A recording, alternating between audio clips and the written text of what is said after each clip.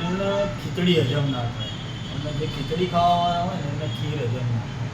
એટલે મિત્રો આપણે એટલું જ કહેવા માંગીએ છીએ કે જે માણસોને તમે રાખો છો એને સમજી વિચારીને તમે એમની જોડે વાતો કરો, એમની જોડે બેસો, ઉઠો.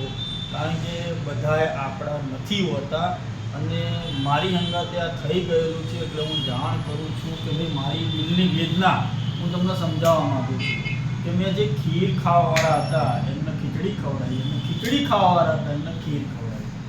છેલ્લે મને શું મળ્યું? કશું નહીં. કઈ નીકળી ગયા અને આપણી જોડે બેહવાવાળા જ હતા. સમજ્યા તમે? એટલે સમજી વિચારીને આગળ વાત કરવાની છે. અને આ બધી વાત હું એટલા માટે કરું છું કે મારી જોડે આ વસ્તુ થઈ ગયેલી છે, એટલા માટે હું તમને કહું છું. અને સમજી વિચારીને મિત્રતા કરો, સમજી વિચારીને બધી રીતે હાલો. બધા સારા નથી હોતા, દુનિયા બહુ મોટી છે અને બધા આપણા નથી હોતા. ચલો ત્યાં જય માતા.